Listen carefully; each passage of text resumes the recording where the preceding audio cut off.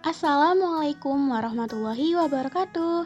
Salam sehat untuk kita semua. Hai teman-teman semua, di video kali ini kami akan menjelaskan tentang perbedaan otak laki-laki dan otak perempuan. Simak di video selanjutnya ya. Eits, tunggu dulu. Sebelum ke penjelasan materinya, kita kenalan dulu yuk sama anggota kelompok ini. Ada Adinda Fatimah Siregar, Septia Aryani, Siti Nurjanah, dan Justina Pirigaga. Kita dari Prodi Pendidikan Anak Usia Dini, Universitas Pancasakti Bekasi.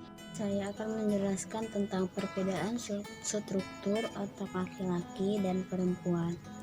Perbedaan secara anatomi otak yaitu yang pertama ada corpus callosum, yang kedua ada hipotalamus, yang ketiga ada inferior parietal lobe atau lobus parietal bawah, dan yang terakhir yang keempat ada hippocampus.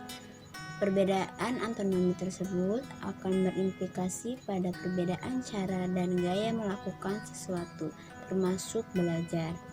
Secara umum, ukuran otak berbeda antara laki-laki dan perempuan. Laki-laki memiliki otak lebih besar daripada perempuan. Dalam proses perkembangannya pun, otak pada laki-laki dan perempuan tidak mengikuti pola yang sama. Selanjutnya ada perbedaan otak laki-laki dengan perempuan. Secara umum pada laki-laki yang berkembang terlebih dahulu adalah otak sebelah kanan, kemudian sebelah kiri. Namun pada perempuan perkembangan otaknya lebih berkembang antara otak kiri dan kanan.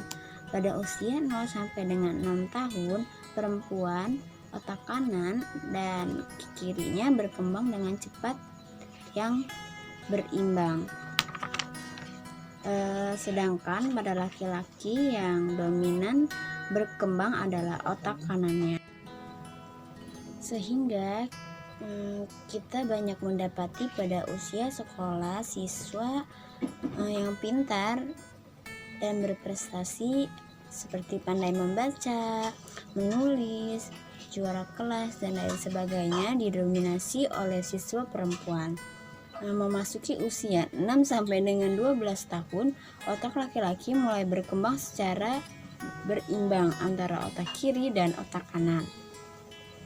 Dan ketika memasuki usia 18 tahun atau dewasa, kecepatan perkembangan otak kiri dan kanan pada laki-laki sudah sempurna. Pada usia inilah jati diri laki-laki mulai terlihat, di mana mereka mulai bisa membuat kerangka kerja dan pencapaian, membuat gambaran masa depan, menjadi pemimpin, menyampaikan gagasan, dan berkomunikasi.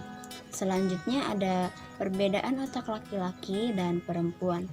Perbedaan hormon juga makin memperkuat eksposisi perkembangan otak laki-laki dan perempuan. Selanjutnya ada hormon testosteron. Hormon testosteron pada laki-laki membuat mereka senang akan tantangan, suka bersaing, beradu gagasan, dan konsep, sehingga mereka senang atau betah berdiskusi atau rapat. Perempuan juga sering berkumpul, namun karena hormon yang dimiliki oleh perempuan didominasi oleh estrogen dan progesteron, membuat mereka lebih memiliki rasa damai, santai, dan seterusnya. Sehingga ketika mereka berkumpul, yang mereka nikmati adalah berkumpulnya, bukan materi atau substansi berkumpul. Karena ketika berkumpul, mereka mengumpulkan informasi. Kondisi ini juga mempengaruhi pilihan aktivitas dan posisi yang dijalani. Berikutnya adalah perbedaan otak laki-laki dan perempuan, yaitu korpus atau kolosum. Korpus kolosum adalah sebuah materi putih yang terdiri atas serat yang menghubungkan materi putih dari dua belahan otak. Fungsi utamanya ialah memfasilitasi koordinasi, komunikasi dan pertukaran informasi antar belahan otak kiri dan kanan. Menurut Sandra F. Whittelson, Profesor Neuroscience di McMaster University, dalam penelitiannya menemukan bahwa korpus callosum perempuan berukuran lebih tebal 30% dari laki-laki. Tebalnya tersebut dominan berada di area keterampilan linguistik atau isthmus dan splenium. Karena perempuan, struktur yang lebih tebal ini memungkinkan otak bisa bekerja bersamaan dan menjadikan mereka multitasking, mampu mengerjakan 2 atau lebih pekerjaan yang tidak menghubungkan sama sekali pada waktu yang bersamaan. Dalam berbahasa, korpus callosum yang lebih tebal menjadikan perempuan ketika berbicara bisa lebih lancar dan tidak terbatas dalam makna tidak fokus atau terpaku pada satu topik pembicaraan. Secara anatomis, juga terbukti bahwa pusat bahasa pada otak perempuan penyebarannya pada kedua belahan otak jauh berbeda daripada otak laki-laki. Menurut Dr. Aisyah Dahlan, laki-laki berbicara rata-rata 7.000 kata, sedangkan perempuan 20.000 kata setiap hari. Perbedaan otak laki-laki dan perempuan atau biasa disebut dengan hipotalamus. Hipotalamus merupakan sebuah struktur yang terletak di bawah talamus dan tepat berada di atas batang otak. Hipotalamus merupakan bagian otak yang mengeluarkan hormon yang digunakan untuk mengendalikan organ dan sel-sel tubuh. Walau ukurannya kecil, hipotalamus ini memiliki fungsi sangat penting, yaitu fungsi utamanya adalah memastikan dan mempertahankan sistem tubuh yang berjalan dengan baik atau homeostasis. Ada beberapa fungsi spesifiknya, antara lain yaitu respon terhadap berbagai stimulus, mengatur sistem endokrin, mengontrol sistem saraf otonom seperti regulasi suhu tubuh, mengatur asupan makanan harian dan perilaku fisiologis, mengontrol respon emosi, dan fungsi-fungsi kunci lainnya seperti pengaturan perilaku yang terkait dengan eksistensi hidup atau berkelahi, makan, melarikan diri, seksualitas, dan reproduksi. Secara umum, hipotalamus laki-laki terutama pada preoptic region itu berukuran sekitar 2,5 sampai 3 kali besar dari perempuan. Kondisi ini menjadikan laki-laki memiliki tingkat kepekaan terhadap stimulus yang lebih tinggi dari perempuan, termasuk juga dalam hal yang berkaitan dengan seks. Laki-laki lebih peka terhadap stimulus seperti suara, sentuhan, dan lain sebagainya daripada emosi. Perempuan sebaliknya. Selain itu, otak perempuan mengandung hormon serotonin yang lebih banyak yang juga membuatnya menjadi lebih tenang. Selanjutnya, saya akan menjelaskan perbedaan otak laki-laki dan perempuan di bagian inferior parietal lobe. Inferior parietal lobe adalah salah satu dari 3 divisi dari lobus parietalis, terdiri dari supramarginal gyrus dan angular gyrus. Struktur ini bertanggung jawab terhadap kemampuan spasialis. Area ini mengatur kemampuan fisiospasial dan sangat perlu untuk hal-hal yang berkaitan dengan matematika dan arsitektur. Hasil pengujian MRI menunjukkan bahwa inferior parietal lobe pada laki-laki lebih besar 6% dibandingkan dengan perempuan. Selain itu, inferior parietal lobe pada perempuan terlihat asimetris antara lobus kiri dan lobus kanan.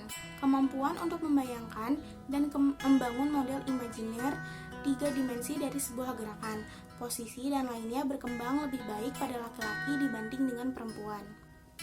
Selanjutnya, saya akan menjelaskan di bagian hipokampus. Hipokampus merupakan bagian dari sistem limbik yang terletak di lobus temporal medial otak. Bagian otak ini terdiri dari beberapa struktur kunci, yaitu hipokampus proper, alveus, dan subiculum.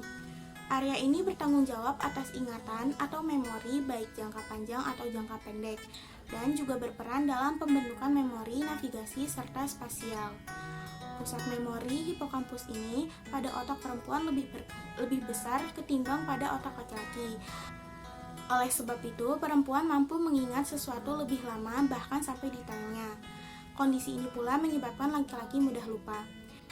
Namun demikian, dalam perkembangannya, sel-sel hipokampus dan juga sel lobus pada perempuan lebih cepat menghilang atau mati, sehingga perempuan pada saat tua akan lebih mudah kehilangan memori, kemampuan pengenalan spasial, dan juga menjadi pelupa.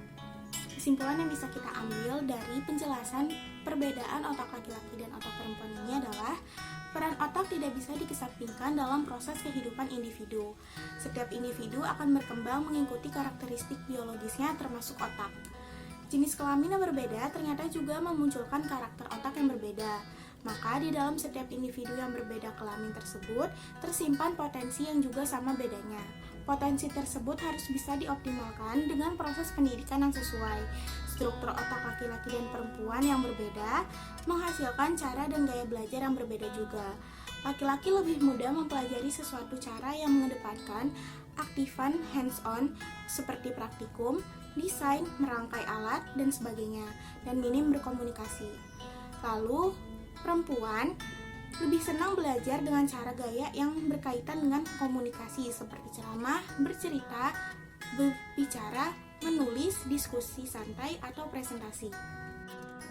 Itu dia penjelasan dari kelompok kami tentang perbedaan struktur otak perempuan dan laki-laki. Semoga bermanfaat untuk teman-teman semua. Wassalamualaikum warahmatullahi wabarakatuh.